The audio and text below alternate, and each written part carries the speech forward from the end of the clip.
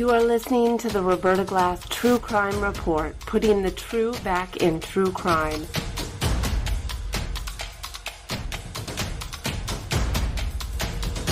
From New York City, Roberta Glass is now on the record.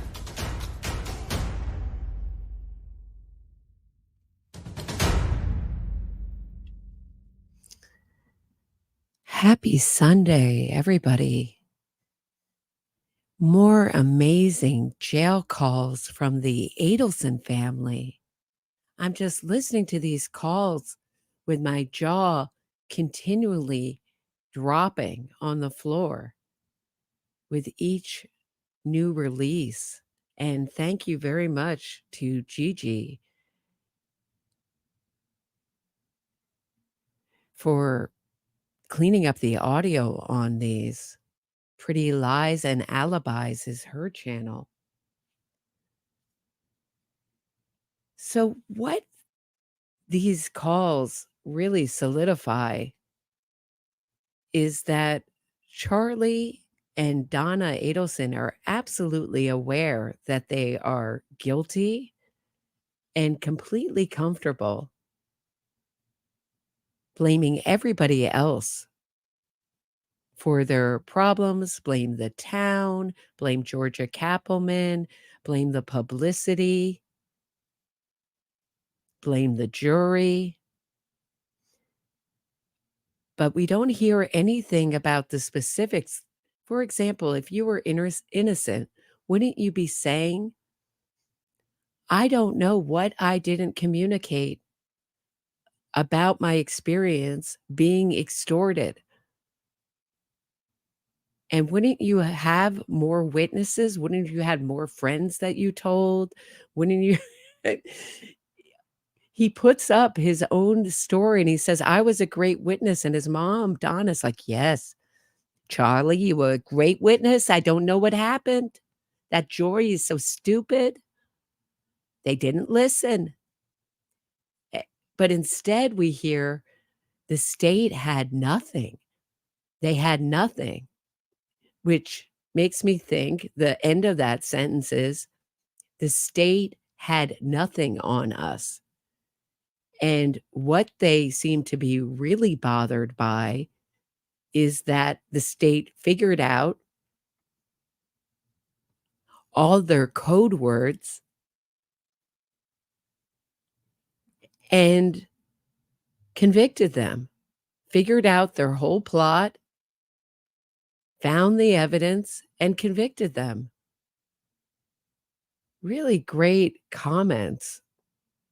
And thank you so much. I've never covered such a topic with so many fascinating and thought-provoking comments. So back pain forever.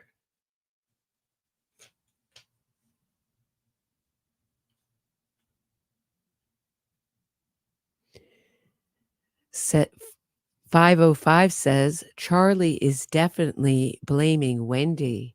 You can almost see his mind playing it out to make her more guilty with every phone call. Donna is just agreeing and trying to say very little as to not implicate herself or get her precious daughter in trouble. She probably wishes Charlie would shut up. I didn't get the feeling that she wished he would shut up, but she certainly is about to flee and abandon him. So if you listened to my podcast yesterday, I was talking about how this crime really is a meeting of a family with everyone with their own agenda. So everyone got something out of this crime, the murder of Dan Markel. So Donna got to be grandmother of the year. She got to have the image of the doting grandmother. She got to show all her friends that she's doing this and that with her grandchildren. So it added to her image. Wendy got to exact revenge on Dan, who was always overshadowing her with his accomplishments. She got to save herself and her career because, as we know, Dan had asked the court to censure her law license for hiding assets in her divorce filings, as well as she got to keep the Holocaust diamond that he was asking be returned to his family.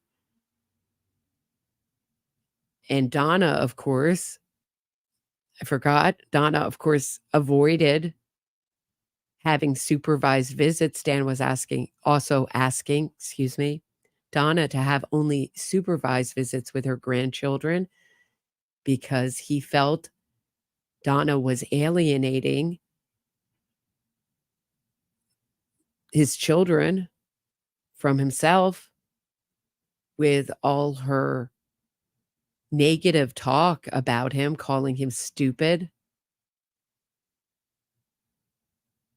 And Harvey got to enact revenge and feel like he was protecting his family. And Charlie got to redeem himself in the eyes of his family as someone who was useful and could get things done.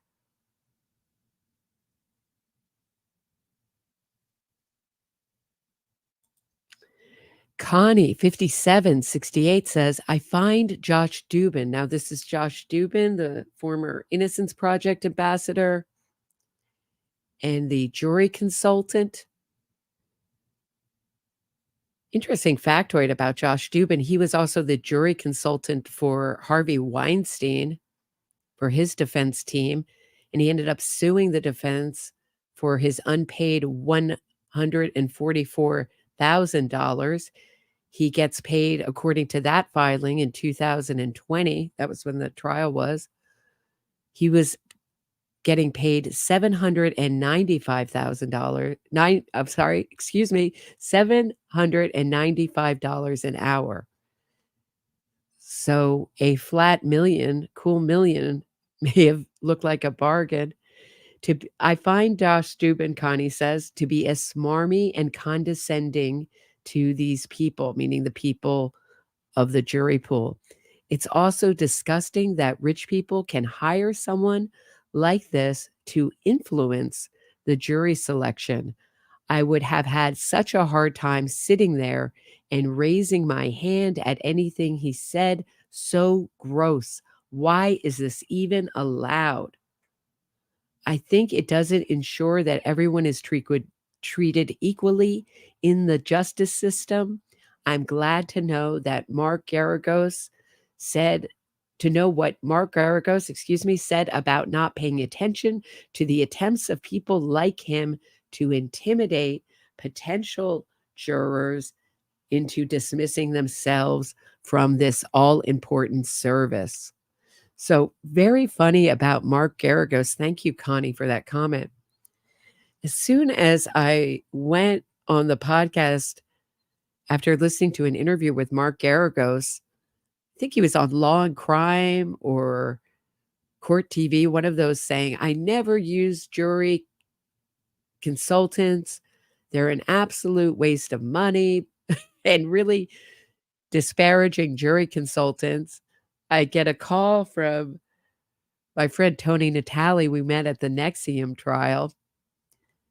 And she said that Mark Garagos showed up.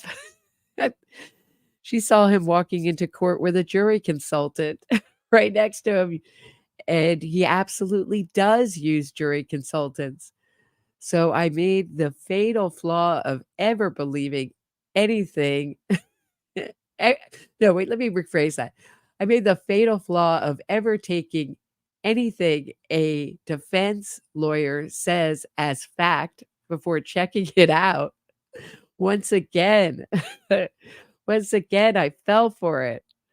So Mark Garagos, I guess his opinions on jury consultants change wildly depending on whether he wants to use one or not. Carbonite says, Dan should have never married.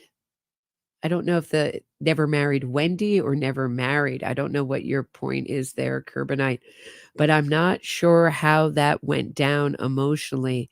One thing I can say for Wendy is that having overbearing parents is difficult. Yes, and that's a trend I find in the comment section. So many of you are saying, I was victim to a mother like Donna and how difficult that was. It messes your head up. I feel she knew about the murder but didn't initiate it. That certainly doesn't make her innocent, but sounds more like Charlie thought he was capable of being a gangster. Whoop. No, I certainly don't hear them crying about how innocent they are, just how they can win. Great point. Just going to circle back to your point, Carbonite, about Wendy not initiating this crime. So this is a conspiracy, crime of conspiracy. And the way I see it is it doesn't really matter who initiated it because there are no passive players in this. And we know that Wendy wasn't a passive player. My opinion, don't sue me, Wendy Adelson, because she drove by the crime scene. She wanted to make sure it happened. She couldn't help herself. And she was the only one who really knew Dan's schedule intimately. So there's two options. Either it was done for her and her whole family was comfortable with it going over like a lead balloon. And can you imagine what that would be like if it was something that Wendy didn't want?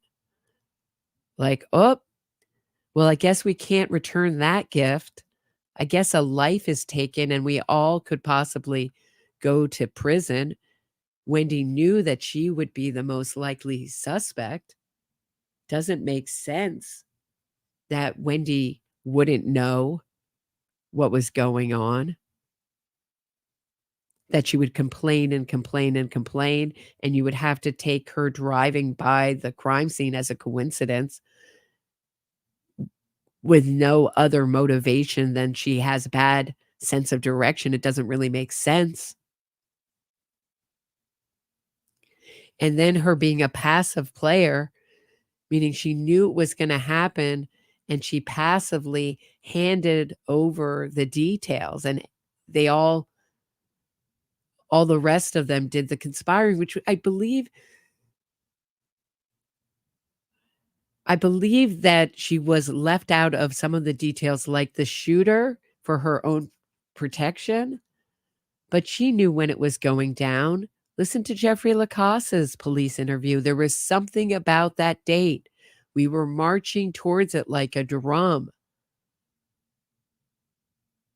Those aren't his words, those are mine, but that's the essence of what he was saying. There's something about that date. She wanted to be in town for it.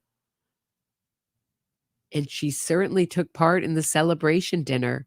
So there are no real passive players in this story. How do you passively conspire with others to murder your ex-husband? Let me know in the comments what you're thinking and maybe what I'm missing there. That's how I see it. So without further ado, let's get into these calls. They're quite amazing, but everyone's to blame. It's the kind of thing like they're so mad that they got caught. They're so mad that the state was smart enough to figure it all out. And there's one part where Donna says, oh, I shouldn't say TV because TV is a code word. And she says it with such affirmation and such little sarcasm that I'm certain it was a code word. Thanks for just cementing my thought that that was a code word and the state wasn't wrong about that, Donna. So I'm going to start a little bit into it because the beginning here is all Charlie talking about his conditions and his dog and things like that. So here they're starting talking about the case, and he's saying he didn't realize how much media attention. So now he's so famous. There's also a bit of ego that we've seen in Wendy here. I'm so famous. The trial is so big. I had no idea. And I'm just a victim of all the pre-trial publicity. But you know that Law and Crime and Court TV bend over backwards to show the defense side. One could argue they're very, very, very sensitive to the defense, even maybe can be seen as pro-defense. And that's before I even knew how much media is attached to this case, social media, and how big of a case it's got. That was before all this. Yeah. Like, trust me, like, I don't have access to like what people have access to, but I know I wake up in the morning at 7:30 in the morning, and like this morning I have the radio listening to it. The guys talking about my case and legal experts on talking about things, talking about Appleman, talking about the whole case. Mentor lawyer is calling into the radio while I'm sitting in my jail cell listening. The comments after you testified, trust me, were all positive. All positive. But you got to understand. But that's not the jury. Where are these positive comments? Do they only live as a figment of Donna Adelson's imagination? There's always going to be one or two people in the chat who, no matter who's testifying, will say it's not guilty, the guy's not guilty, acquit him, the state is ridiculous, or the government's, depending on what kind of trial it is, the government's ridiculous. They're horrible, they're bullies. There's always going to be those people. But I have never seen a case like this with so few of those people. So she's just blowing smoke up his you-know-what here. But when I was sitting there and I saw her closing, I was just like, because of what she was doing. She was like, I know, slowly, but you know what? Yeah. They decided before that. Before that. No, I know that too, because when they came in Monday morning, none of the jurors looked at me. They would not make eye contact with me. Monday morning, they wouldn't make eye contact. That's something that I picked up on right away. Monday morning, he looked green. If this is the day of jury deliberations, he looked green that day. And of course, as a person who's very adept at manipulating other people, Charlie Adelson is going to be intensely aware of what the jurors' faces would look like had they believed in his innocence, but none of them could look him in the eye. And what's interesting here is he's intensely aware of the power of Georgia Kappelman's closing argument, and he seems to be, in a childish way, very jealous that he didn't get a full PowerPoint presentation. But that's not a good sign. And it's like a couple of like even during, I mean, like it was just. I mean, I just my gut instinct about, they say like follow your gut, at least be like it's like, remember like when I had that pet, how he made like, no, he's fine. It takes some time for the antibiotics to come in, and my gut was telling me like, no, this is so long, it's not the Benadryl, it's doing it again, so like he's dying, like there's something wrong with him. But I wanted to believe everything I was being told because he was a vet. That was like, I'm not the best thing to vet with. And I'm like, no, I knew there was something wrong. But I was like, I wanted to believe that it wasn't what I was seeing before my eyes. And I thought I was doing everything. And I kept asking the guy, listen, is there any chance in the world that he will die? Is there any chance in the world? No. Like, it was just a spider bite. Yeah.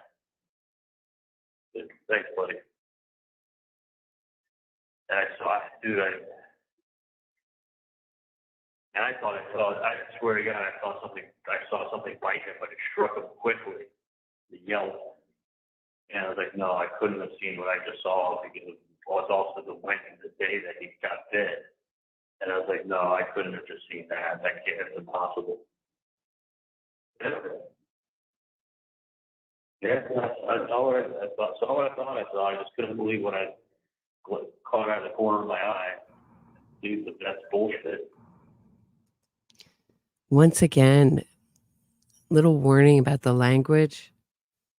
Very, very colorful language from Charlie and sometimes his mother, Donna. But he goes from talking about the trial to talking about his dog getting bit by something and dying. So obviously, it seems like they're talking in code. No? Here? What are they talking about? If anybody knows, let me know in the comments. Because this seems to be about the trial. Charlie doesn't make metaphors. By the way, to everybody who said that these defendants weren't that bright, boy, am I struck by how not bright Charlie is. And it makes me think that Wendy might have been the mastermind because Donna, hard to tell. But Charlie can barely express himself with language. So convoluted. And I'm not talking about this. I'm talking about other parts. I'll point it out. You'll see what I mean. See what that got me? And I knew there was like, I kept asking him. It's just the same kind of shit with this. Like I knew. I'm not saying I didn't know, I knew. And then I sit here and I'm like, it feels like the same thing, to be honest with you. Yeah. You know what I mean? Me too. You know, it's like I knew, but it's like, who am I to know? Like I knew. I had a gut instinct. I knew what I wanted to do. And I knew what I should have done. And it was like, listen to what?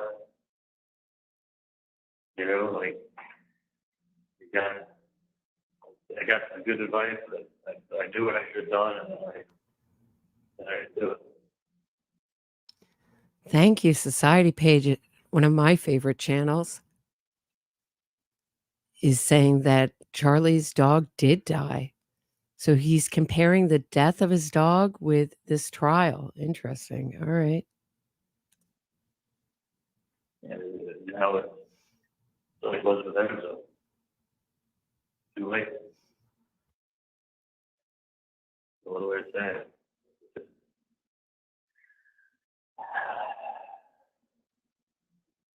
Maybe it's good that he died. It would honestly made it that much harder for me being in here with him out there.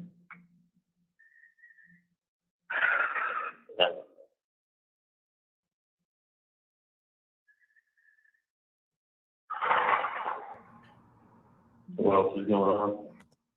Interesting thing about antisocial personalities is that they really attach themselves to animals, have a lot of feeling for animals and very little feeling for other human beings. That is illustrated in The Sopranos with Tony Soprano's character, loving animals, of course, having no problem killing people, but having a sentimental attachment to animals. And here Charlie's showing the same thing, although he gave away his dog. This is something Craig, my moderator, pointed out. We were talking about it. He said he gave away his dog. Never trust anyone who gives away their dog, was his point. And he gave away his dog like it was an object to Janice, the girlfriend / housekeeper / not doctor, right? Not much, Charlie. Not much. No, I just just need you to just stay strong, Charlie. That's right. You've been strong for a year and a half. I need you to keep it up. I really do. Trust me, I am. I just, you don't understand. I mean, this is not like some case that didn't go well in Tallahassee. This is like the state capitol, the place of law and order. This is everybody here is government, law enforcement. There's 9 separate law enforcement agencies in Tallahassee. 9 separate. I mean, you got the head of the Florida Highway Patrol, you got Tallahassee Police Department, you got the Capitol Police Department, you got the FBI, all the, FDLE, Sheriff's Office, County Jail. I mean, there's literally 9 separate agencies that are in Tallahassee, police agencies. They have a crime problem. So, of course, Charlie is saying that I think where he's going is saying that he couldn't have a fair trial because too many people are connected to law enforcement or the legal process in Tallahassee. But it also sounds like he's saying in the beginning of it that his sense of pride in our legal system was crushed, that here in the state capitol, this this travesty of justice could go on. It's absurd.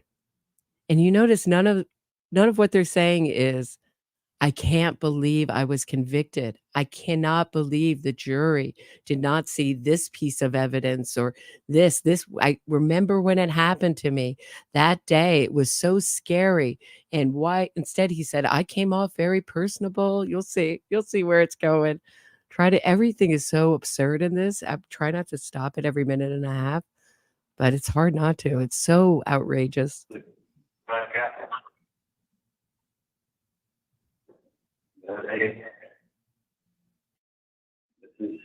It looks like a nice city when I drive around. It looks like there's a lot of nice trees, kind of next to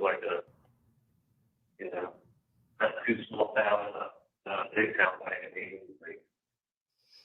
That looks like a college town. And steely silence from Donna, controlling with her steely silence. If anyone's had a mother like this, who's into control, they know. They control. That's not the family line. That's not the cult line. This family's like a cult. We don't say that here. No, everyone in Tallahassee is horrible, stupid, small-minded. Your case would do well anywhere else. It's not a pretty town. There's nothing good about it. She's not going to support this line of thought.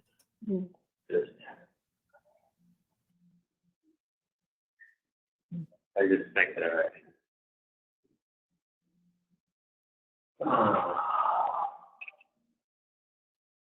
Dan said to tell you that he's heading there within the hour. Okay. So, but I did tell him about taking my clothes.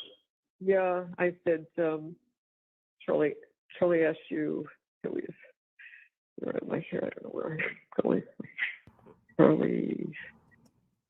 So just to give you some context, this is the day that the parents bought their ticket, their one-way ticket to Vietnam via Dubai. And Dan Rashbaum was consulted every step of the way,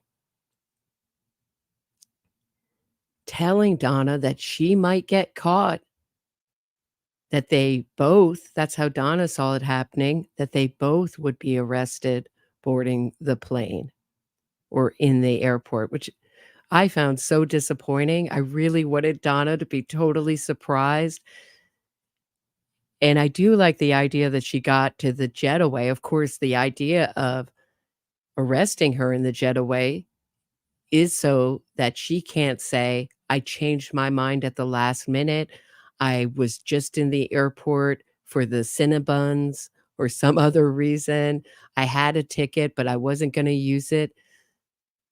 It's really hard to argue that you weren't going to get on that plane when you're arrested, walking right towards it with no hesitation. You've handed in your ticket.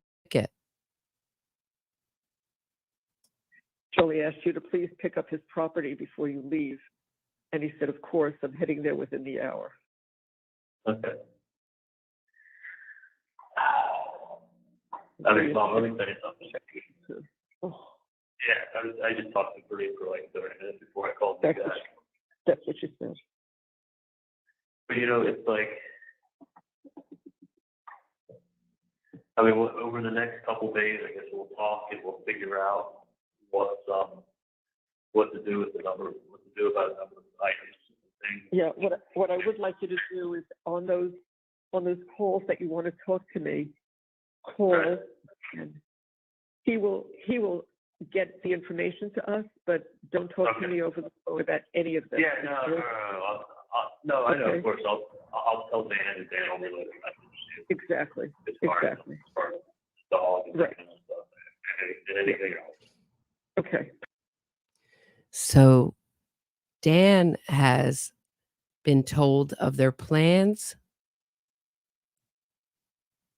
Dan is going to tell Charlie, and Donna is reminding Charlie not to talk.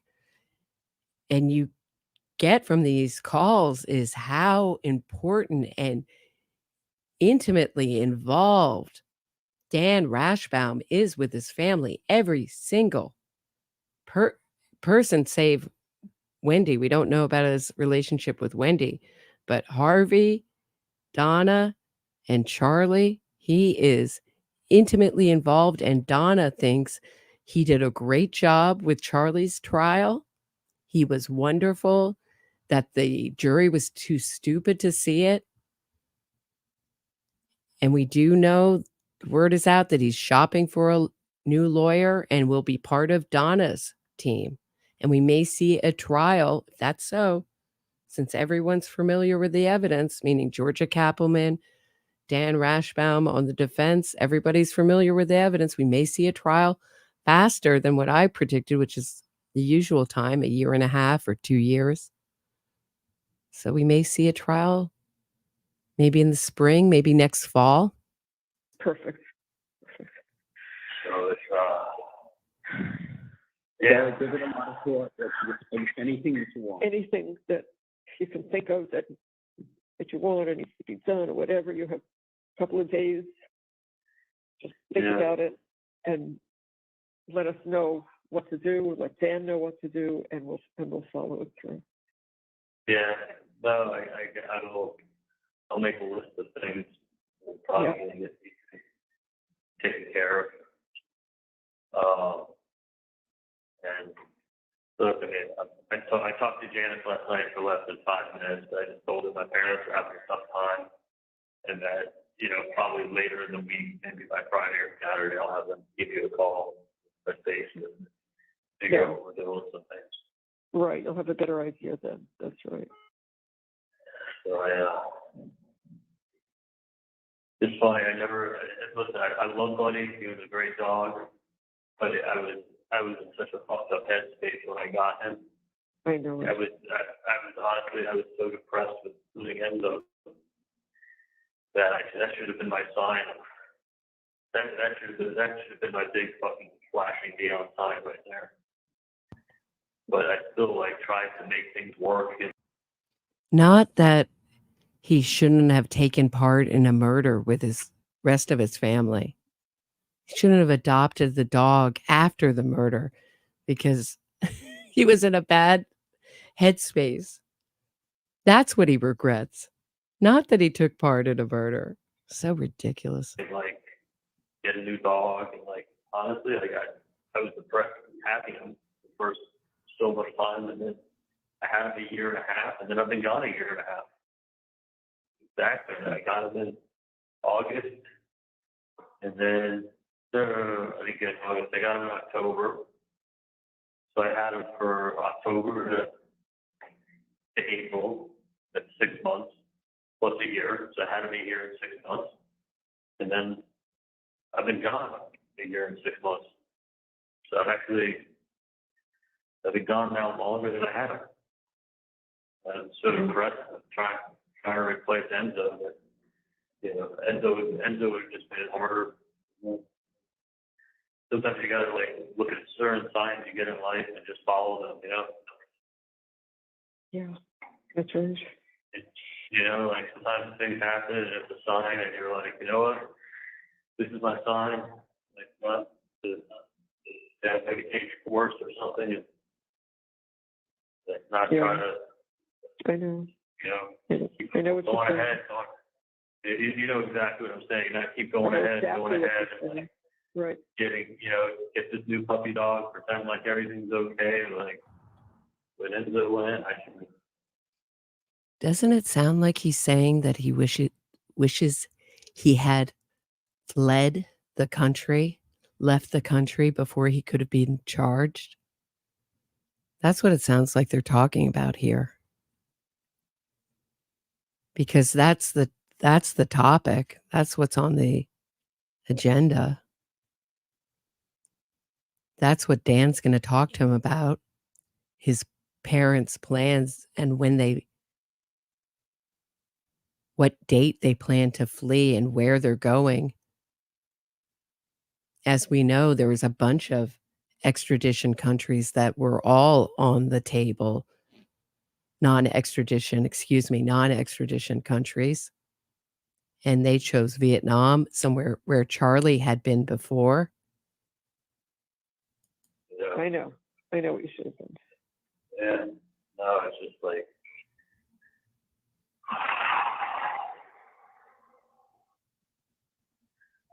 a year. I mean, but it's funny, when people die and you're in jail, it doesn't even seem real because you're not looking at photos of them. You don't you're not going to the funeral. You don't talk to people. It's just kind of you just don't talk to them on the phone. But a lot of people I don't talk to on the phone, so it doesn't feel like everyone you don't talk to on the phone is dead. It just feels like they're alive. You're just not talking to them. Like my sister Wendy, for example. I don't talk to her much on the phone, except maybe on my birthday. Wendy was asked when she talked to her brother Charlie at his trial, and she said last week, and I believe that was around his birthday.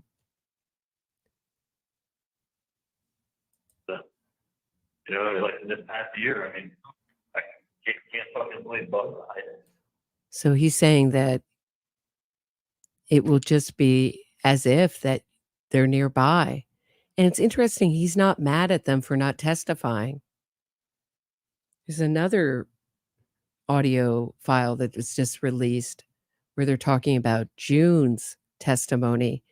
And Donna was very disappointed that June let it slip, that she's still in love with Charlie. And she can't understand why she would testify truthfully under oath. Some morals this family has, right?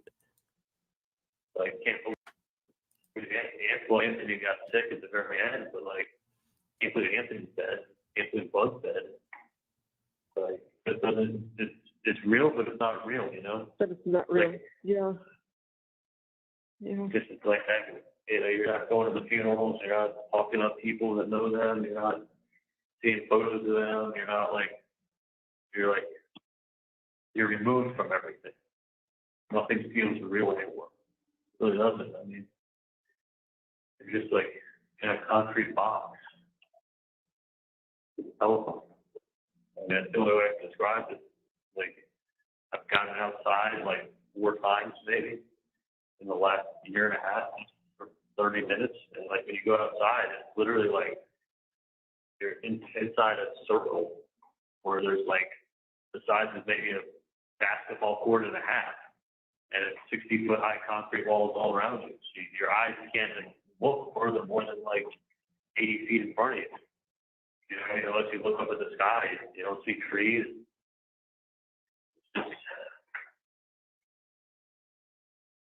It's just very weird.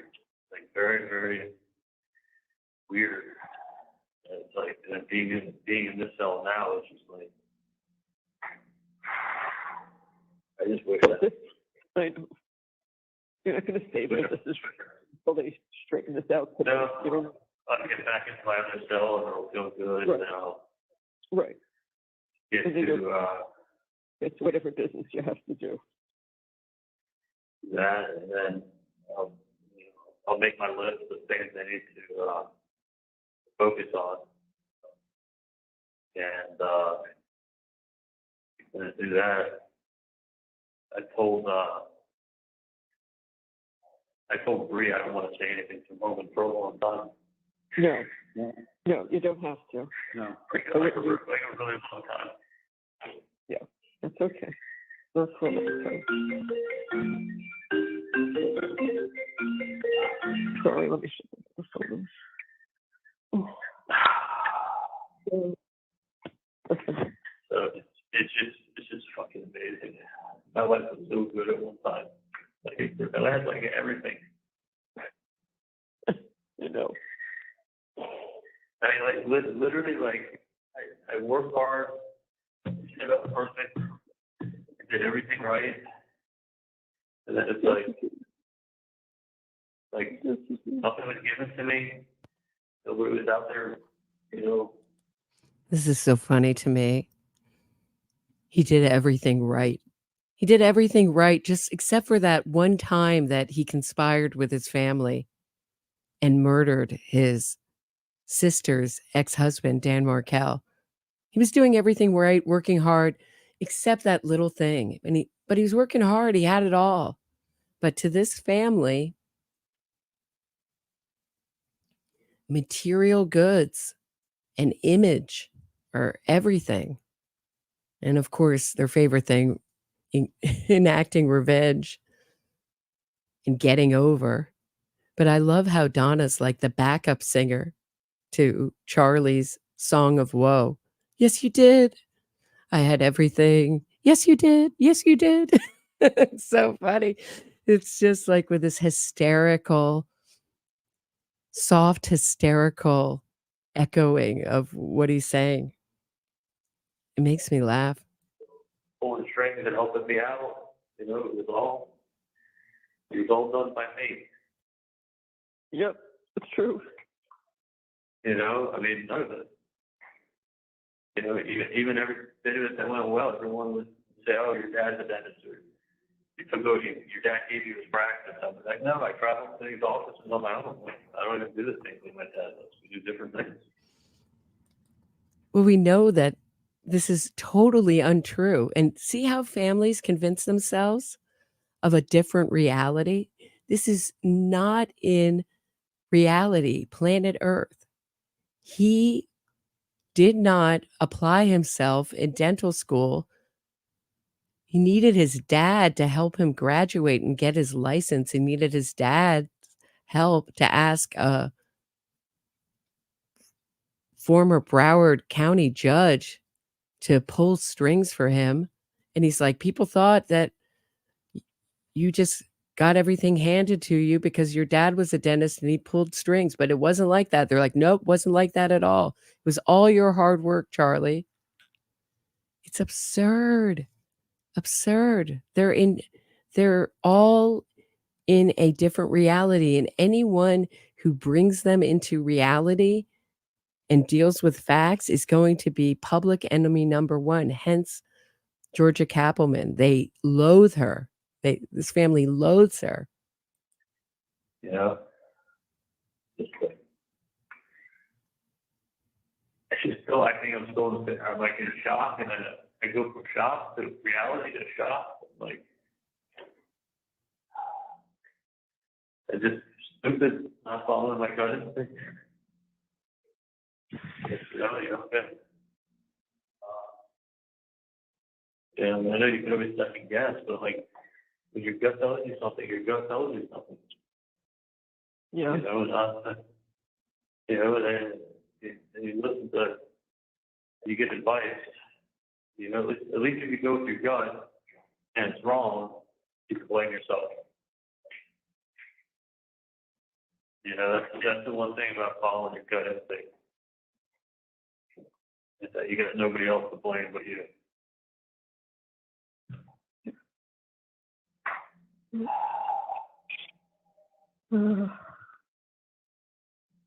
No, you're right. Stay strong today, That's Charlie. always Stay been right. Yeah, Gotta get you out of there. Please stay calm. We got to get you out of there. And we'll be working really hard on getting you out of there from Bumble stuff, right? Timbuktu, Vietnam, or wherever we land. We'll be working 24 hours a day from our bunker in Vietnam on getting you out. So it's interesting that no one is mad at Dan Rashbaum for hyping him up, telling him he was winning, that he did great on the stand, everything was going great.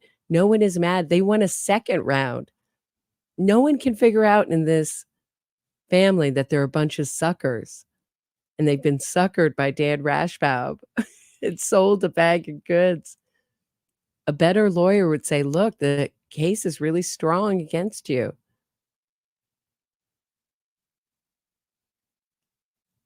No deals were on the table. He couldn't take any deals. But at least maybe he could try to inquire about try to do something. Try to get him to plea out something. This is ridiculous. So his client, maybe Charlie could in 30, 40, 50 years. I don't know if he would make it 50 years, but 40 years, see a little bit of life as a free man. As it is now, he's never going to see any of that. No, just I know. You know what you have It's just gonna. I know what I have to do, but I also just know the last 3 weeks have been like between, meeting with the lawyers and meeting with, the whole process every day of getting totally woke up draining. at 4, then walking up at 5, and then dressing out, and then getting shackles going up, the whole process of doing the shackles for 3 hours before you get into the courtroom. Nobody has any idea. Then you gotta walk with these shackles for 10 minutes to get downstairs to the cell they put you in. Then you're eating while you're shackled up. You have like this white bread with a slab with like peanut butter on it. And then they bring you back up to there and you sit in the court and you actually think that it's all going to be like, thought it was going to be a trial of evidence. Like, a trial of like what Dan was preparing me to think that's what we were dealing with. That's right. Like, this is vigilante. This was not a real trial. We know exactly what this was. It wasn't. I mean, like. So it wasn't a real trial because he didn't win. And so there was no evidence presented. So I don't know what they were doing for the 2 weeks. I mean, Georgia Kappelman could have just shown her no evidence, and the jury just all voted to convict. That's what Donna sees it as. And isn't it funny that when Charlie was sitting in all these pretrial hearings and seeing the witness list and as evidence is getting admitted, he's not saying, oh, this is no evidence. All of that just magically disappears as soon as it materializes in Charlie's mind. None of it is real evidence. Because the only real evidence is his story, and the jury didn't buy that, so it's not real. When I saw that closing, I looked at Kate, and I go like, this is not good. Like I just knew, like when I saw that, what she was doing and what she was portraying and what she was saying, and it reminded me more of like a Dateline special being put out there for everybody, with like, just like with her, hometown Tallahassee delivery, to the hometown Tallahassee crowd, like, it was just like,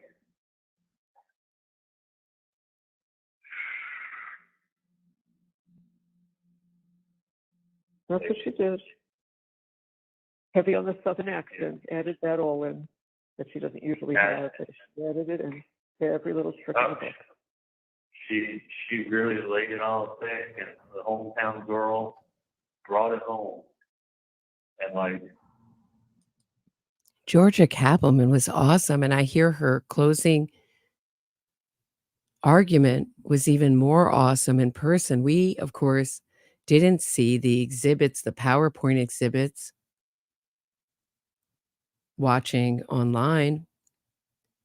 But I find it interesting that Charlie felt that he won up until the moment of closing arguments, and Donna's upset because Georgia Kappelman, she claims, put on an accent, put on airs at closing argument.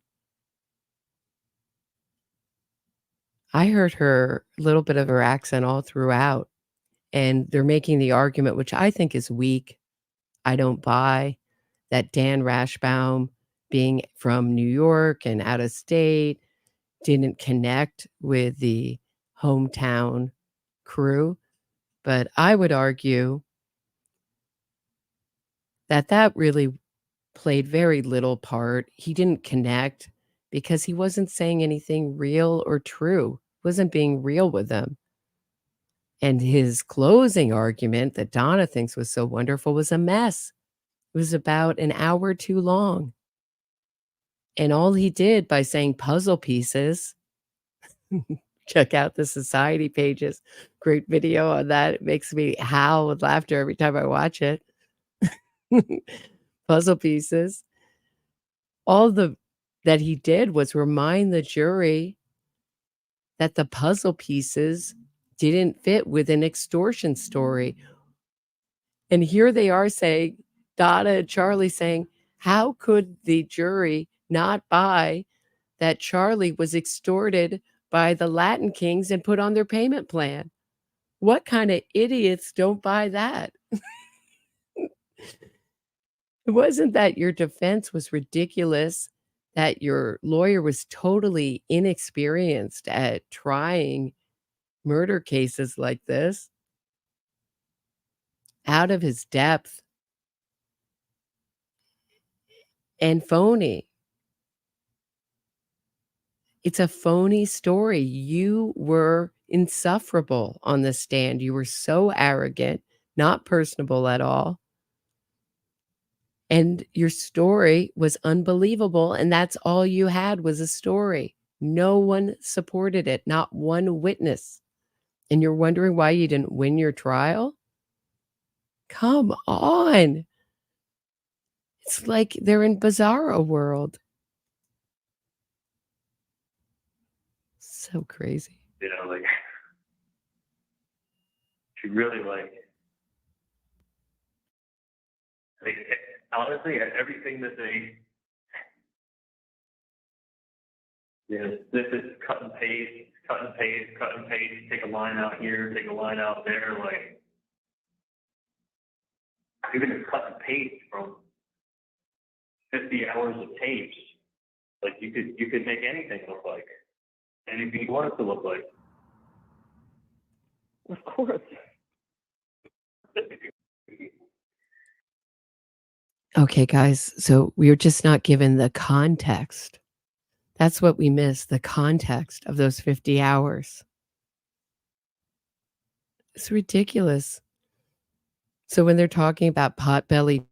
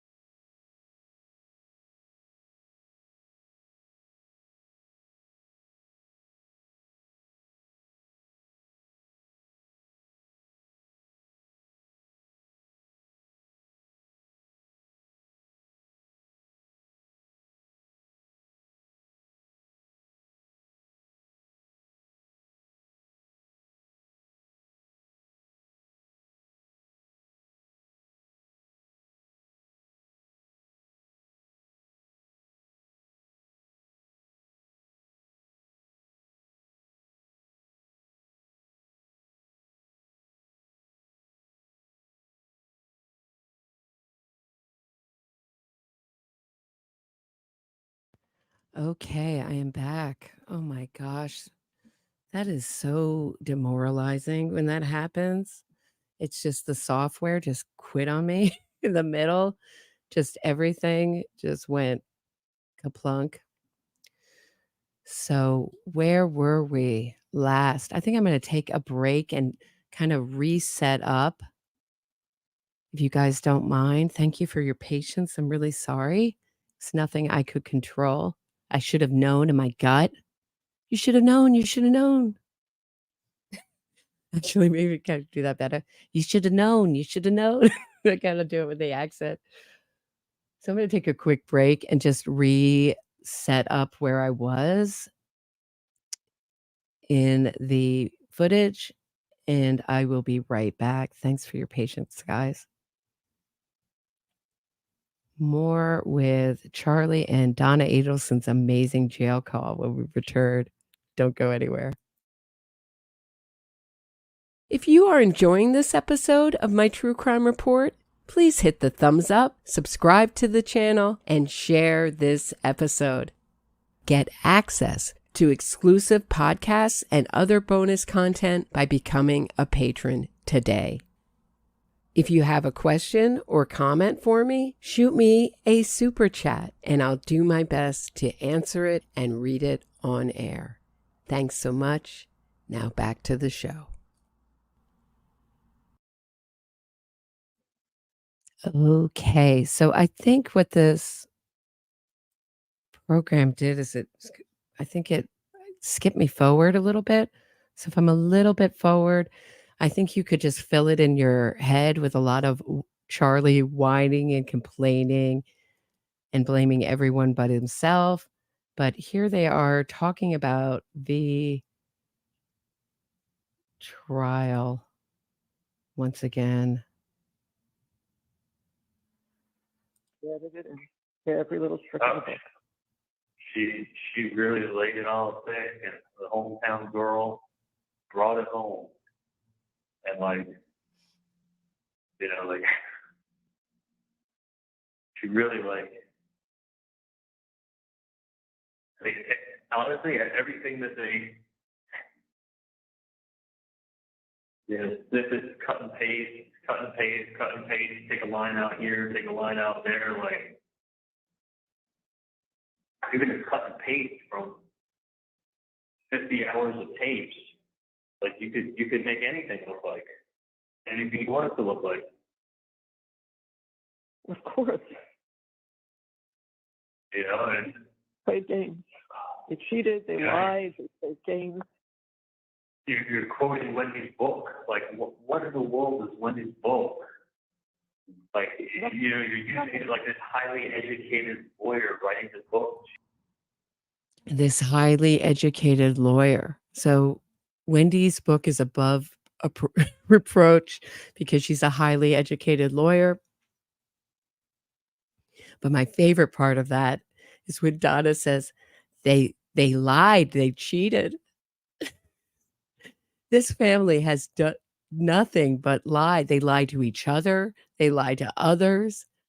We just heard about, if you listen to my show last night, Wendy's lying to the Markells saying, oh no, your grandson's bar mitzvah has been canceled because Charlie has been arrested. Don't bother coming to the service. Not that they were invited to the actual celebration afterwards. This family has done nothing but lie and cheat. Talk about the kettle calling the pot. That is something. Absolutely no sense of self-awareness either, this family. To bash Tallahassee. You know, like, there'd be people that hate you just for that. That's like you think you're too You didn't good write at it. this book. I know. A, I didn't write it. B, I never even read that part of it. I mean, I think I read a couple of chapters, but I don't remember reading that. But it was like, you know, and then she like quoted Wendy to make it seem like I'm a fool, you know, and like, oh look, even his own sister says, you know, like taking things out of context. Yeah. And it's like, How do you take an entire book out of context? Hey, Charlie, let me explain it to you. The point of talking about Wendy's book is to show that Wendy was unhappy in Tallahassee, that she even wrote a whole book, fictional book, that mirrors her life. She was unhappy in her marriage before she got a divorce, and that it was a major problem for Wendy to live in Tallahassee with her children, and she couldn't move thanks to Dan Markel's job. The court said, no way, you're not going anywhere. And a more mature person would say, well, I'll make the best of it. I have the money to take the vacations. I can fly or drive or whatever, anywhere I want, pretty much whenever I want. I have the summers. Probably can take a little vacation with the boys. If I can give them up equal time to my ex-husband. It's a more normal thinking. But this loony family couldn't stand losing and being what they saw as being publicly humiliated. Take anything out of context, you can make it sound ridiculous. That's what they did. Either Yeah. they had a bunch of stupid jurors, or these people knew what they were going to do before they walked in. well, they also, Right. They love to call, this family also loves to call everyone else stupid, even Dan Markel, who is probably one of the smartest people ever. That's how he's described. Certainly his accomplishments speak to that. Cambridge educated, Harvard educated, highly, highly intelligent. He's stupid. The jurors are stupid. Everyone who's not in this family is stupid.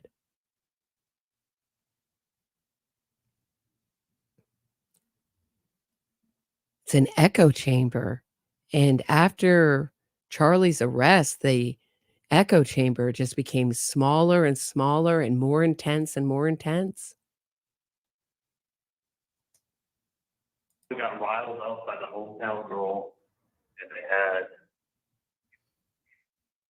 they had it all, look, it was like The hometown girl is a woman who happens to be the assistant state's attorney.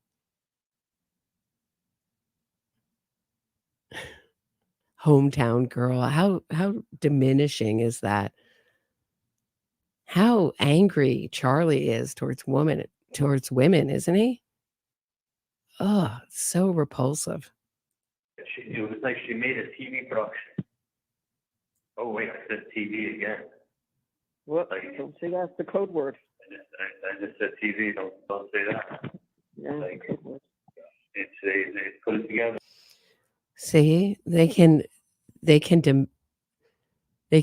poo-poo it, but Donna, thank you for acknowledging that the state was right. So much about their issues with the state's case is that the state got it right. It was right on the money. And they made fools out of the Adelson family for blowing their cover and busting them. Can't wait till justice is fully seen and Wendy is charged in this case, and hopefully Harvey too. But Wendy, certainly. I mean, can you imagine if this prosecution ends with Donna? So this whole family murdered for a daughter who knew nothing about it. And you think the public is going to accept that? I hope that the DA gets the message that the public is very anxious to see everyone who was involved in this crime prosecuted.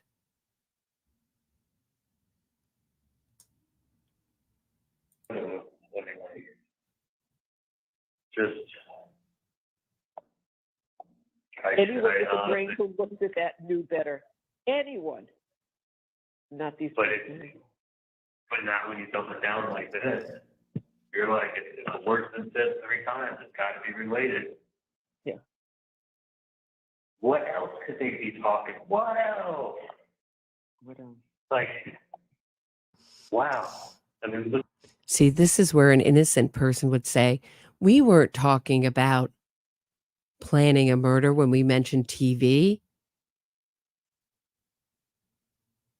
The TV broke this way.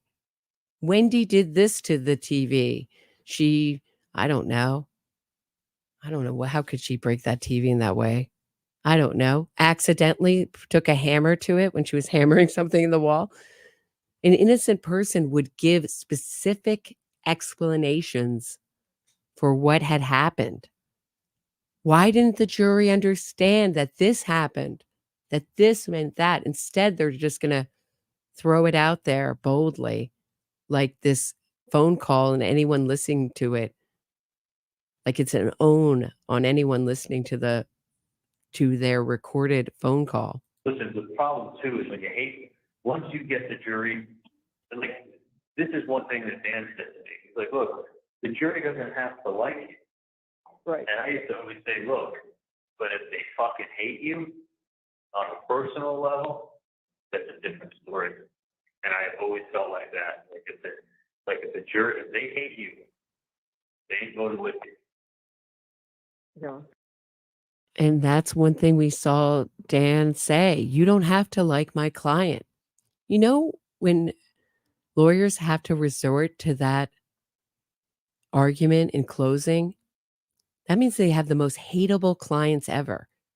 That line was used in Keith Raniere, the Nexium cult leaders.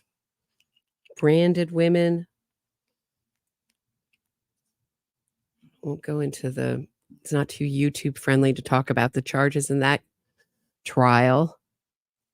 But it's a trafficking case. Had to do with trafficking, possession of adult material regarding children. I mean, that's how hateable that defendant was. That's when you use that line.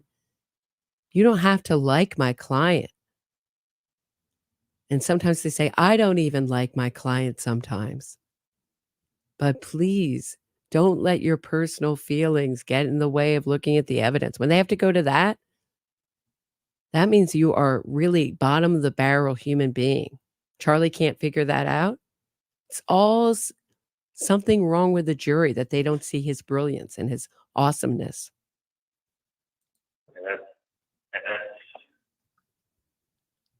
I mean, listen, I know people have said, like, oh, you have to look at the law, look at what you're charged with, look at the evidence, and see if the state has proved it beyond a reasonable doubt. And then when she's describing, when the state's describing of, like, what beyond a reasonable doubt is, she, like, softened it up to be like, well, if you think he's guilty, then you vote this way. Like, okay, so if you think 51-49 guilty, then you vote guilty. If you think more guilty than not guilty, that's not beyond a reasonable doubt. Beyond a reasonable doubt is like, you know what happened. Yeah. Like you know what happened. Not like he said landline. He told us. So here's Charlie misunderstanding reasonable doubt. It's not beyond any doubt. And who said the jurors were 51-49? He's actually putting a percentage to their feelings of guilt. That the guilty verdict was just because most of the jury thought he was a little bit guilty, maybe guilty. And they can all sleep at night knowing that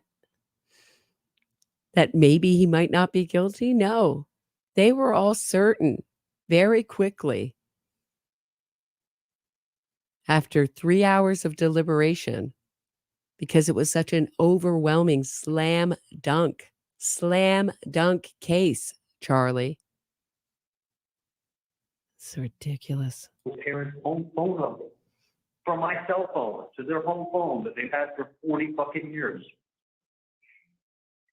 Like, that's really odd.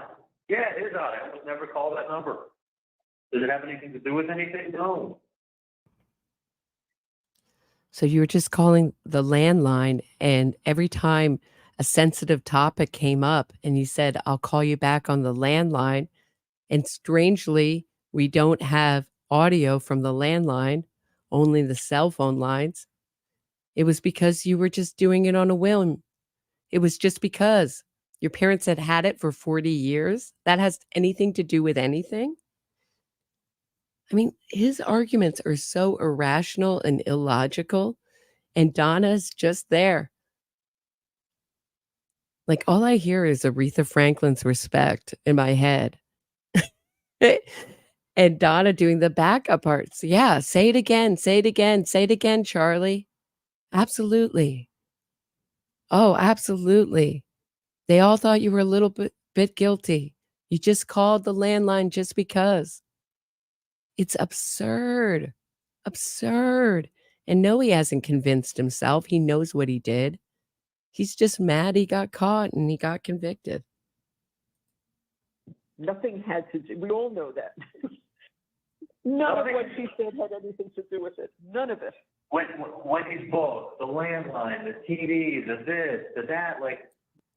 So that's a weird sentence from Donna. None of what she said had anything to do with it. So is there other evidence that Georgia and the state missed?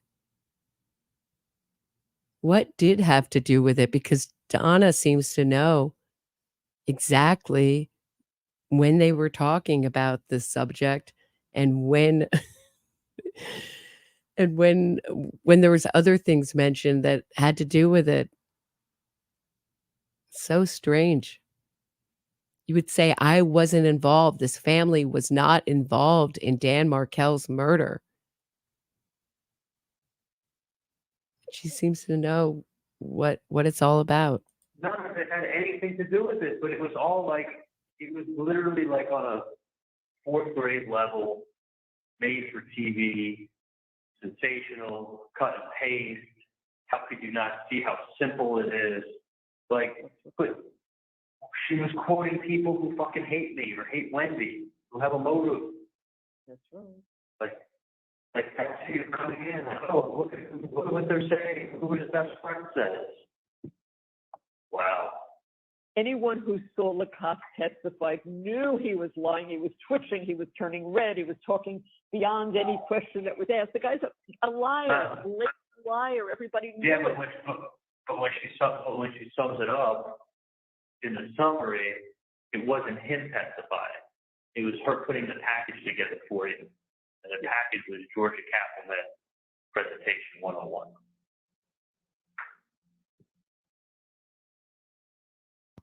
Here, Charlie Adelson doesn't understand what a closing argument, that's why it's called an argument, that brings together all the evidence for the jury is. And shall we, wait, hold on. I'll just show you this just to remind you what a closing argument is. Hold on one sec. I thought this was a really interesting, concise presentation of what a closing argument is.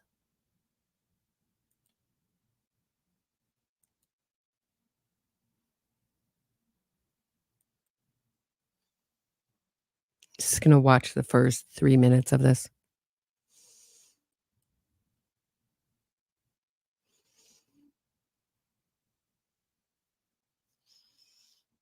It's just the opposite. You're revisiting these theories and themes in the law. You're reviewing the evidence. You're actually telling them and arguing and explaining what they saw. The best part about closing is everyone else goes home.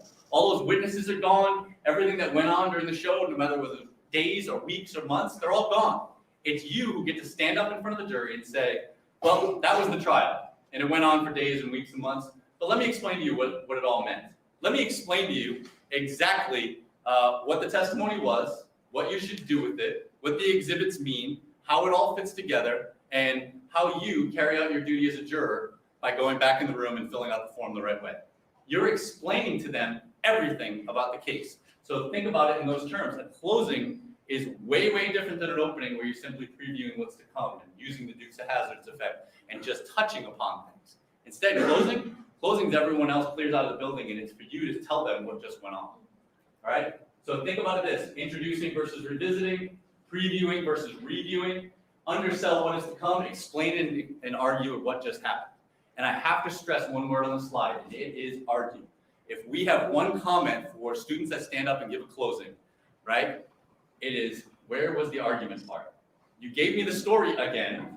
You gave me the story in past tense. Now we all know that Bobby went into the store. Now we all know that Bobby. And this is really points out what was wrong with Dan Rashbaum's closing. So much of it was just rehashing what went on in the trial without a really good argument that you could follow. And often you'll hear judges say, save it for closing argument. You can't argue now, save it. Put the item in his jacket, right? It's not just a past tense story. Tell me what testimony and evidence means, right? Organize it and tell me what it means. Argue to me. Think of what it means to have a reasonable inference. I can have a fact, which essentially, when we saw the person on the surveillance camera, they came out of the store and their eyes went back and forth. That's a fact. That's a fact that came from an exhibit. It might have even come from testimony. What does it mean? We get to closing, I tell you what it means. You saw his eyes. You saw his eyes when he came out of the store. Does a normal person leaving a store come out and look left and look right as if they've done something wrong? No. And why did he do it? Because he did do something wrong. Because he was stealing that thing. And he took it with the intent to steal. I'm going to construct an argument, and it's just about eyes. And that's a reasonable inference from the fact that we have. And you know what? My opponent think they're going to have a different version? Yeah, and if they're doing their closing right, they better argue too. There's plenty of people that step out from a store and look both ways. Hell, if they're about to cross the street, we're all taught to look both ways, right? I mean, you're going to have arguments for both sides of the same evidence, but that's what you have to do in closing. Grab hold of facts, make reasonable inferences, and argue, argue, argue. Let's talk about a couple of things that we're not doing. So we're not doing the canned speech. I covered that. We're not doing past tense versus the version of opening. This is the other one, right? You've seen this. We have Talking Head TV now. You have CNN crews outside of every major trial, right? Unorganized, unedited trial recap. I see these closings all the time too. First, we heard from this witness. I asked this, and A, and B, and C, and then they got up and they asked a bunch of other things, and this, and that, and that. And then we called the second witness. All right, and it's a recap. You're the news reporter on a windy day out in front of the courthouse telling me what happened inside. That's not argument. That's not organizing your stuff and thinking about your closing first and making sure the whole trial fit into it. That is just saying, we were all here, but let me give you a summary of what happened over the past couple of days in order, right? Okay. So thank you for indulging me. But there's a good recap of what closing argument is. Charlie, with all his jury specialists and high paid for legal team, doesn't seem to understand that this is the time to make arguments, and that the fact that his legal team didn't make good, concise, persuasive arguments was a problem. In addition to his ridiculous testimony, which according to Donna, everyone loved. Everyone loved it. Everyone loved it. Everyone loved it, Charlie. You don't understand. He's wonderful. That's what I heard. He's believable. He's telling the truth. I believe him not guilty. You don't know. You don't know how many people, Charlie, said that to me. They're stupid. They're stupid. It's the hysteria. The hysteria is unreal. That's what you got. You got the 2-hour summary. It was a nice, tight 2-hour summary with a bunch of like tidbit of facts that were pulled from different things and like nothing that was evidence, but it was enough to make you want to read Wendy's book. That was she's bashing Tallahassee.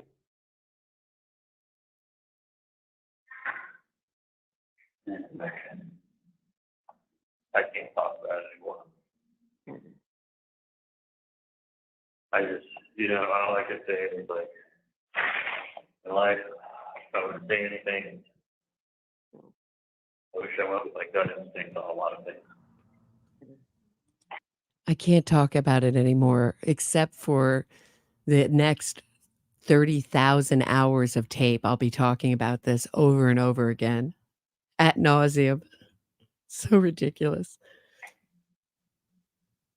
So, a lot of different things.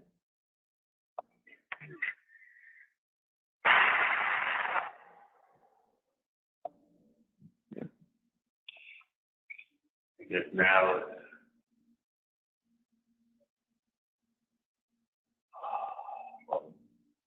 outside of a miracle. So you'll talk to Dan this morning. He'll be there this morning, and he has some things he wants to discuss with you. So whether he does it then or whether he does it when he's on his cell phone later, one way or the other, he'll know when he can discuss with you. Okay? Okay. Yeah, I know. I'm going to be strong. I'll be fine. Just kind of going crazy at myself. Literally, I got a mirrored door and 4 walls. Like, Yeah. And the lights don't turn off. You had Cold. 5 months in solitary. Tolerate this one day here. You'll do okay. You'll get out of it. Yeah, hopefully he'll get me out. Like I told the nurses, I'm like, listen, I'm not suicidal. I said, I just went to trial, I lost, so they put me here. I said, but it's really not good for my mental health. I'm fine, but you put me in here, I'm not going to be fine for long. Like, this is not fair. So I think they kind of like, they got that. So I'm waiting for the chief to come see me. So maybe when Dan gets here, he can also tell them, like, the guy's actually fine. He's actually putting him in a bad place. Yeah. So we know that's the same chief that testified in Donna's hearing. So little did Donna know that she would be intimately familiar with that chief as she's planning to flee to Vietnam. But doesn't it remind you of that song? In a small cell with mirrored doors, right? Paint it black. Someone's got to do a takeoff of that. So I know. You'll talk to Dan about that, and then you'll talk to him in his car going back. That will be. yeah. You'll be able to discuss other things. But yeah, for right now, that's fine. You'll do that. Right. How much more obvious can Donna be? I mean, if she were in person, she would be doing some major winking. You'll be able to discuss other things like us fleeing to a non-extradition country. It's kind of high comedy. Maybe I'm heartless, but I just don't feel badly for this family. They took a life over the most petty, ridiculous stuff. I know Wendy's career wasn't petty, but everything other than Wendy's law license being taken away is petty. And we all know what a good manipulator Wendy is and liar. And I'm sure she would have testified in the same kind of way about hiding assets that she did in these trials. Yeah. Listen, we are obviously not going anywhere. So anytime today you just feel like picking up the phone, call me. We're not involved in anything but you. Okay. It's good to hear your voice. Make sure you guys eat something. Oh my gosh. We're not involved in anything. We're not involved in anything like fleeing to a non-extradition country. Not involved in that at all. All we're involved in is talking to you for the next 7 days until we flee to a non-extradition country, and Dan is going to tell you all about it in the car on his way back to Miami. Donna, don't trust Donna to ever try to surprise anyone or keep a piece of information secret. Oh my law, is she obvious? Don't like, What you have don't for not breakfast? eat. You should have the same thing. What you have for breakfast today? I took 2 bites of an apple. Yeah. I figured. It's like that. You know, I'll have to get some. The guys can give me my food back once I get in there. They're not going to keep it. They're normal guys. I was in such a good mood Sunday night, and like so psyched. I kind of felt like the hard part of the trial was behind us. Like Dan is gonna fucking kick ass at this closing statement, and it's really gonna be like They did. like an up like He did a like really a good really job. So that he did. yeah, but it wasn't made for TV. You know, his was more factual. You know, his was more like if it was a normal case, a normal person.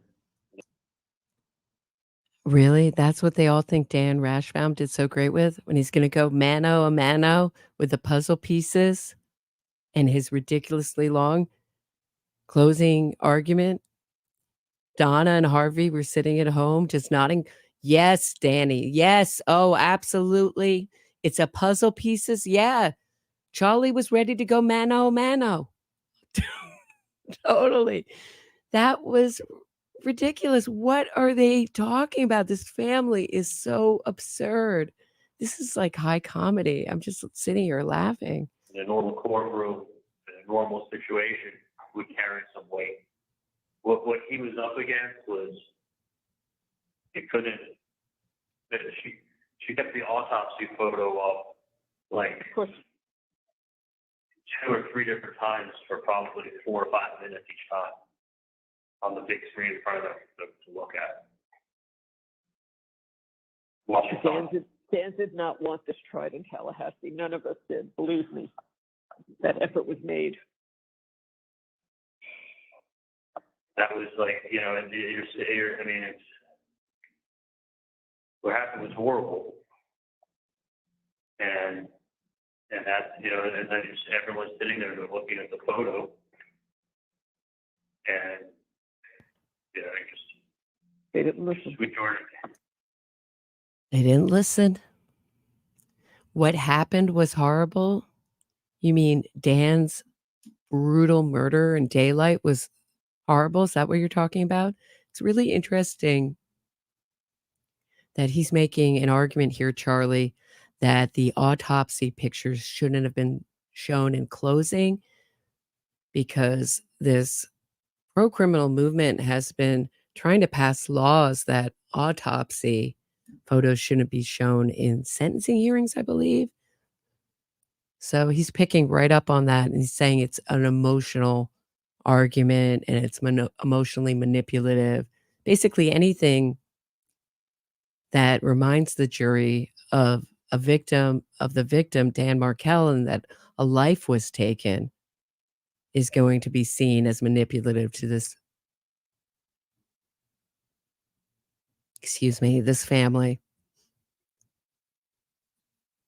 But you see that they never talk about Dan Markel, what happened. That thing that happened was horrible. Sweet Georgia Kappelman was just stirring it up. So it's like she couldn't. I really thought that, like, I mean, put it this way, girl. Yeah. Walking in Monday, everyone had a different thought. Not this. Absolutely not this. I mean, I was told that like the worst it's going to be is a hung jury, and I'm thinking like I went into Wednesday thinking like I hope I don't have a hung jury.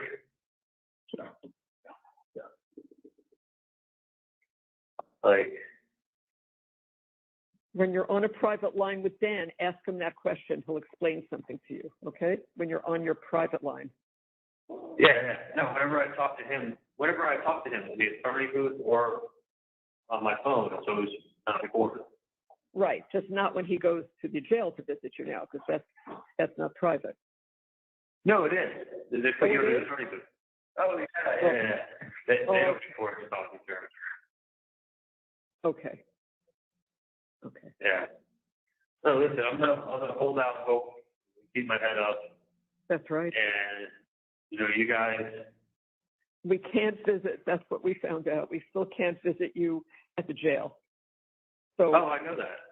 I know that. Oh yeah, they don't have visitors here. They haven't had it since COVID. I know. So it's gonna be after I get moved, and then it's probably gonna be, from what I've heard, the way they do it is they move you to one place, it's like an intake place, and then from there they send you out from there. So you like it'll be in 5 weeks from now. I'll get sent probably to Camp Washington, and then from Washington, whatever prison that they assign you to is where you go from there. You see what I mean? Yeah. So did I hear that right? He's going to a camp to learn how to be a prisoner? Martha Stewart had to pay for that service before she went to prison. So I just looked it up. So there's all sorts of arguments on law school websites arguing that autopsy photos should not be allowed in court. And in Tennessee, they've had so many rulings overturned by showing pictures of the victim while alive. Many prosecutors aren't showing pictures of victims.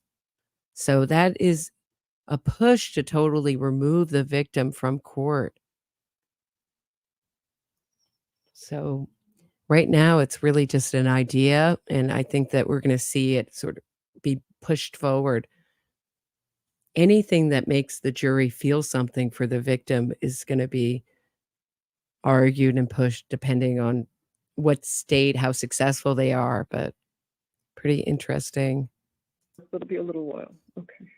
So yeah, so I mean, honestly, I would plan on it being, if we're in November now, I'd probably get moved to somewhere else, the second week of December. And then I'd be there for a month to the second week of January. Only Florida, right, Charlie? Only in Yeah, Florida. no, I'm going to be in state prison. So I'm going to. I already spoke to him about it's like protective custody, but they actually have camps that are like, this guy was telling me, I told you about the guy who was in the jail cell across from me, right? Yes. That was the courthouse. When this guy's been locked up since 2008, and he looks at me and he's like, "You Adelson?" Yep. He's like, "Oh, I know all about your case." And I'm like, "How do you know about my case? You've been locked up since 2008. He goes, "Oh, because we heard about stuff in prison still." And he told me, like, you got to be in protective management. It's like, That's what they call it? Protective management. Like if they get a police officer, they get sentenced, they can't put them in general population. But he said it's basically, it's actually kind of good. It's like, they don't keep them, at least the way he was describing it, is if you can get to a camp that's just all protective management, everybody there are people that have to be protected.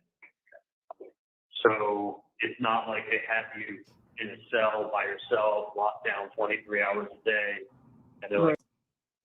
So my understanding is Luis Rivera is in one of these kind of protective management camps.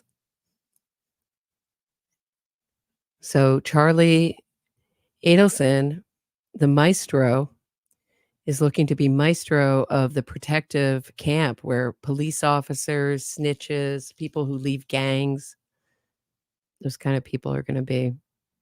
Like, okay, you're protected by yourself 23 hours a day, you get to come out an hour a day. Outside of that, you have to be yourself. I think this is like a general population of all people that have to be protected. So it's like, I guess they put, people that have high profile, people that have police officers, people that they can't put, they keep them all in the general population group unto themselves. Yeah. And it's actually pretty good if you get into one of those. Yeah. So, Well, anything he can do, he's going to be doing. You know that. You know that. Work on it. Yeah, and listen, that is the one advantage of it being a high profile thing, is that they don't want to have a problem with themselves either, because it makes the facility look bad. Yeah. Because if you're high profile, you're going to be, they know you're going to be targeted. There's no question at all. Like, it's so if they take the precautions, then it should be fine. Listen, I'm just going to stay strong. I just feel, you have to understand it. I know it's Monday morning quarterback, but it's like, I just feel like I should have followed my gut. When my gut tells me something, like, a lot of things would have been different in my life. Many things. I'm just not talking about any one thing in particular. No, I know. I know that's right. It's just like, I don't know, maybe the way I told you to that same day when Enzo died, like, maybe my brain is just wired fucked up, where I realize things, I recognize things, I know what's going on, and I know it's the right thing, and then I let some fucking vet tell me that it's a spider bite. And I said, he yelled. You don't yell from a spider bite. You yell from a snake bite. Still treated it like a fucking spider bite. I didn't even take a blood test on him. I think I was so hung up on the date that it happened and the other things. I just was like, no, this is impossible. This is fucking impossible. Yeah. This is impossible. Like, I just kept telling myself, there's no way this just happened. And I didn't follow my gut. But who knows, maybe honestly, if that would have been, if Enzo didn't die, it would have taken me in here 100 times worse. So, yeah. Who knows, he would have fucking bitten somebody while I was in here and then caused a problem out there. It would have been that much harder on me. I just look at it now as like, people, you see signs and you know you're done posting something, fucking obey. Yeah. Just, I do. Just unfathomable. I was just such a high point on Sunday night, literally going through my stuff, giving everything away. I had to get my socks back. You knew when they came to get you to bring you in the courtroom so quickly. You knew. When they came, I go, you guys are ready for me? I go, does the jury have a question or something? He goes, no, we have a verdict. I go, do you know what the verdict is? He goes, nope, they don't tell us that. They just said they got a verdict. I'm like, oh. And they asked the Kaplan's closing. I go, so could a verdict be a hung jury? He goes, nope, a verdict means that like as I was walking up there, I just remember him saying the words, and I said, oh, so a verdict could be like a hung jury and reach an impasse? He goes, See, once again, they all hoped for a hung jury. I have so many suspicions about this jury and that one very pro-defendant juror. Luckily, they didn't seem to know that when you sit in a certain seat in the Tallahassee courtroom, that makes you an alternate. So luckily he was an alternate. And he seemed very upset that he was an alternate. And for all those arguing, well, he wouldn't be so obvious about it if he were somehow sent in there to hang the jury, or even better yet, get them all to acquit. He wasn't paid or sent in there in this thought experiment to do it well. He was just there to do it. Unfortunately, he got to be an alternate. That's what happened. But either way, even without that, they were set. They knew their case was weak. And they were going to use Josh Dubin and his throwing out half the jury. There's another tape where he's complaining that there was someone on the jury related to the 911 call operator who got on the jury. Related to the 911 operator. Please tell me how that biases you.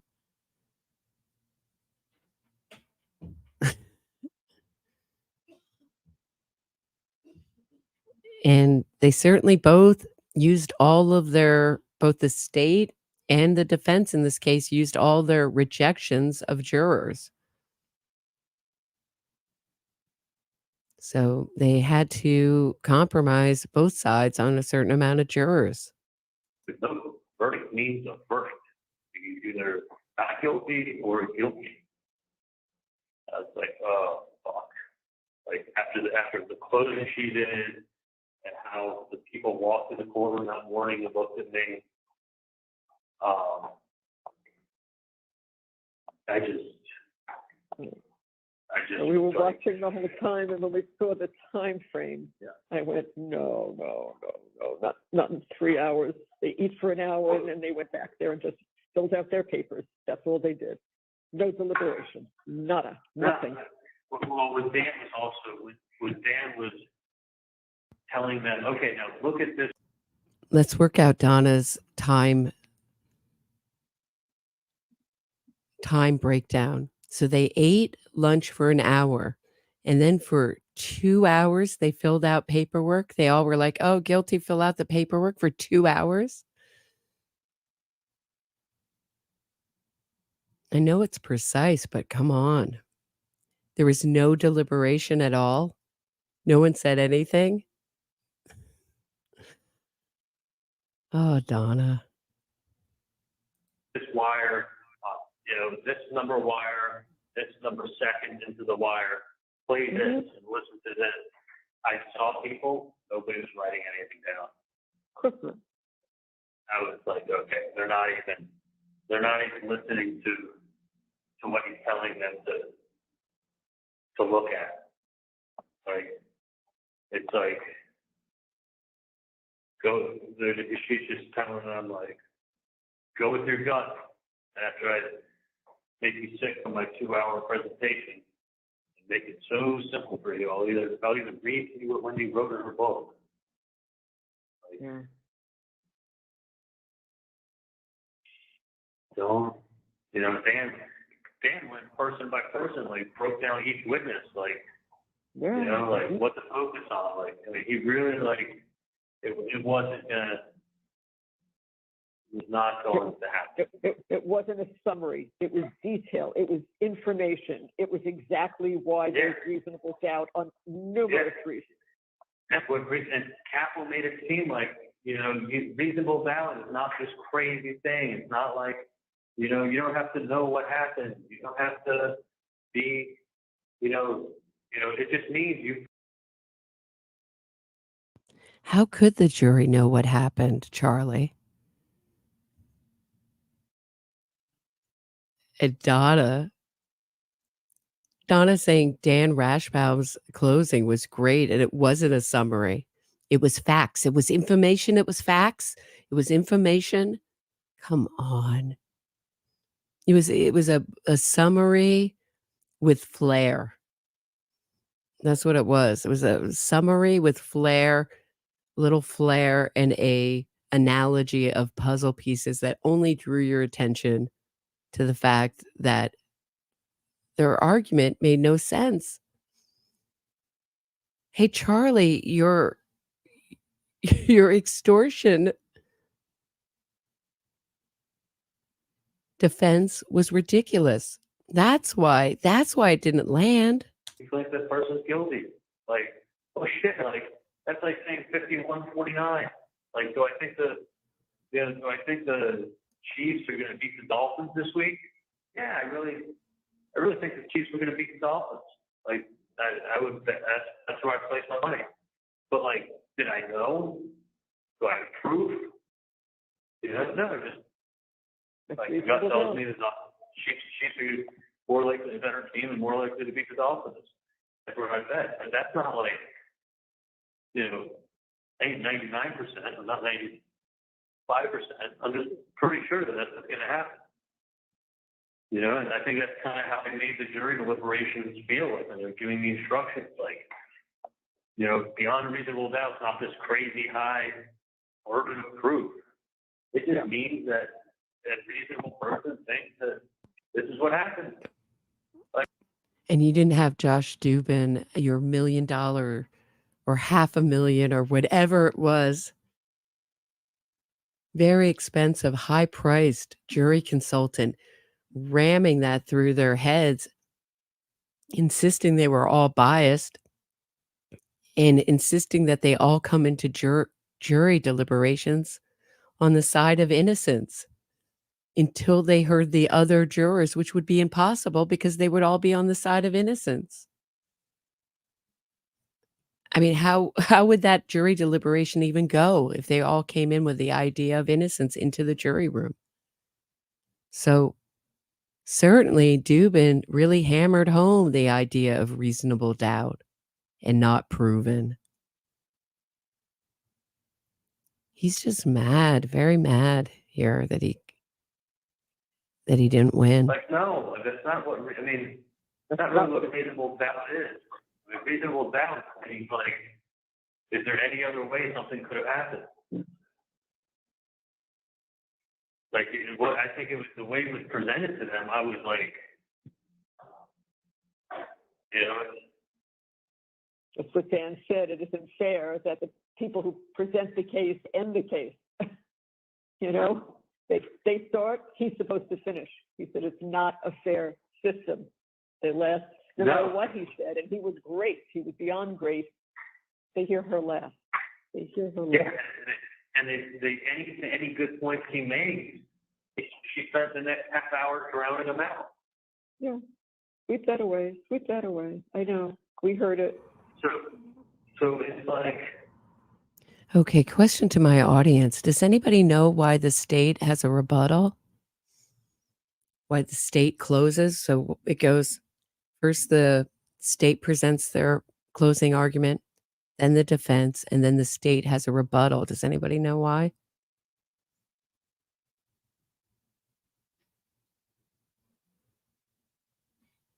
Oh, wait.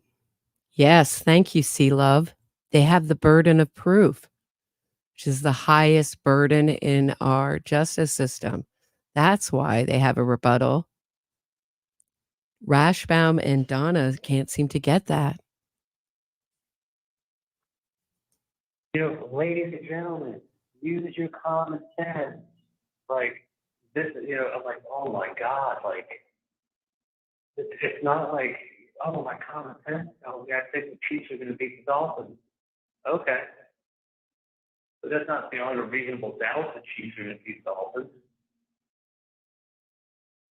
It's the way it's phrased, the way it's worded, the way it's presented. Like, you think you're like, you're pretty sure, okay. Yeah, use your common sense. Chiefs are a better team than the Dolphins. Okay, they don't win that. They won the Super Bowl. Where are you going to put your money today, guys? Like, that's kind of how I felt like it was being laid out. Like, I've always heard people say, like, beyond a reasonable doubt means, like, pretty close to 100% sure. If you can't beat 100, it's pretty damn close.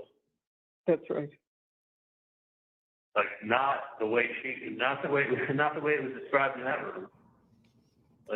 Right. So he's saying it's beyond any doubt.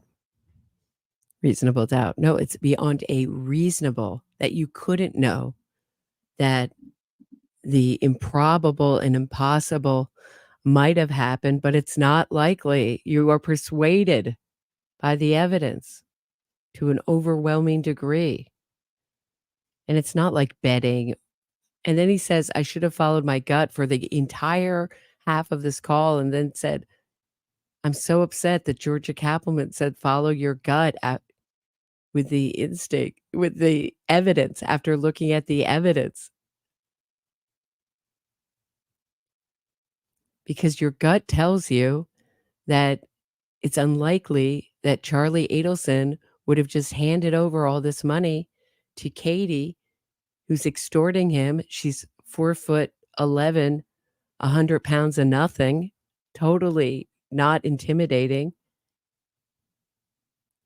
at the idea of something, and that they were going to go kill someone on spec and then roll out a payment plan for him. He's mad that the jury didn't buy that brilliant piece of argument because it came from him. Charlie's always right.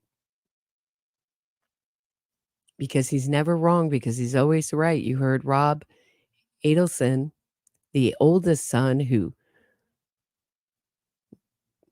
luckily got away from this family and has some morals, said that was the family motto. Like, it was just more like, we use your common sense, guys. Like, what do you think happened? Yeah. To list 10 perfect examples with evidence of reasonable doubt. He only needed to list one. No, she's just like, you heard Wendy's book. You even heard her on the stand. She even said, like, they take little split 5. This is again where he blames Wendy's book.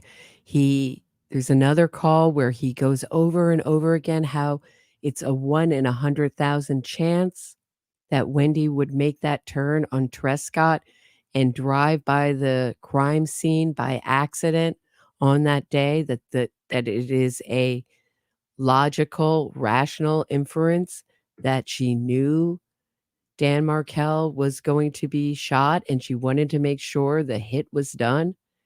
He's affirming the state's case in these calls. And here they're saying because the jury didn't buy one of our arguments, which we put out as possible reasonable doubt, that they didn't understand the meaning of reasonable doubt. Sorry that your arguments didn't land. 5 more phrases. Yeah. And it happened to the person. You heard her. She said this.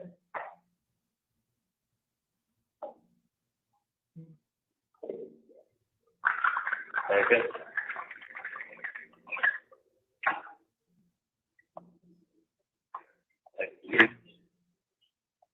You're having some water. Is there I just water? Yeah. Got Okay. water that works in here. It's I just said, like, that is so, and in a way, I just wish I went with my gut. I thought it was Okay. It's getting kind of repetitive here. I think we can close it out for tonight, but I was just amazed by that. Their description of the trial. I never got tired of listening to it, but maybe that's because I'm such a trial geek. Their logic as to why Dan Rashbaum and how Charlie was great on the stand. There's a part where he says, I'm personable. I was personable and likable up there. And Donna's like, yeah, you were, Charlie. You were likable. You were personable. It's ridiculous. But before I go, just wanted to read one of these victim impact letters that was sent to the court.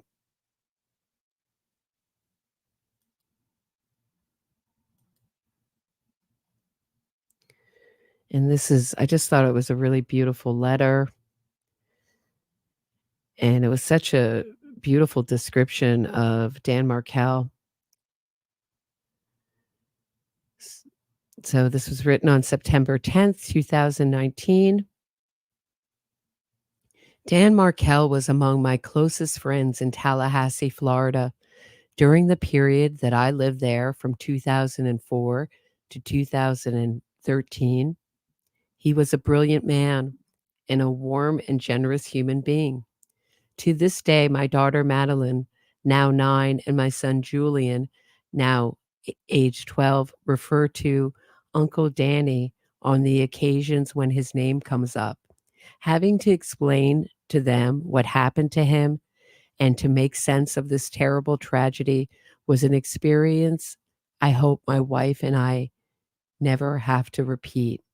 Danny and I met through FSU, where I taught in the history department from 2004 to 2013. We shared academic and intellectual interests.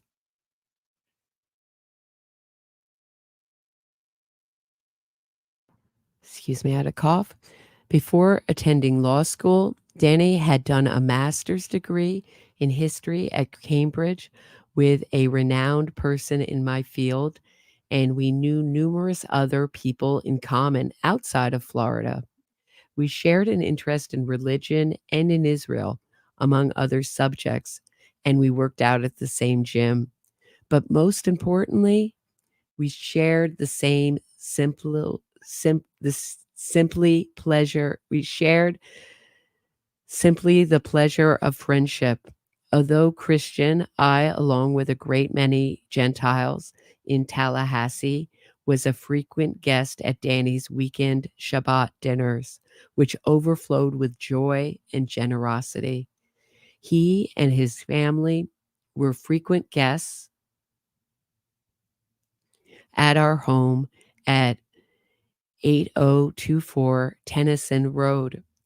Our children played together, and indeed his boys were supposed to come over to the house to swim the weekend after he was killed.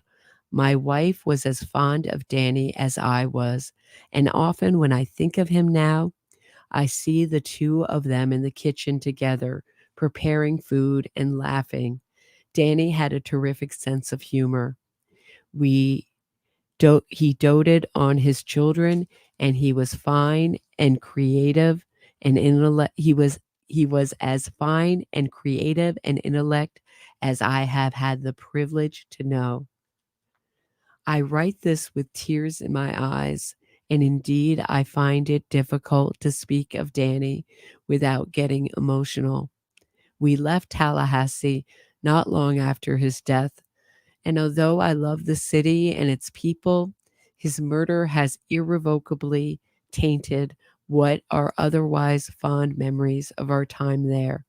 This is just one of the many things Danny's killers have stolen, robbing the world not only of a beautiful soul, a faithful father, a beloved son, and a dear friend, but of a font of joy that should be continuing to flow right now and for many years to come.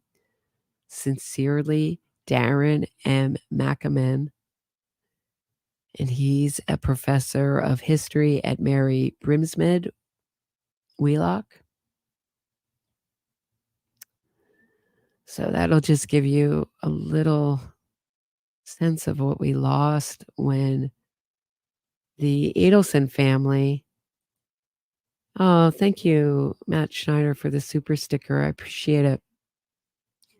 When the Adelson family decided to take Dan Markel's life. So no, I don't feel sorry for you, Charlie Adelson, or you, Donna Adelson. And I hope and I pray that Wendy Adelson is next.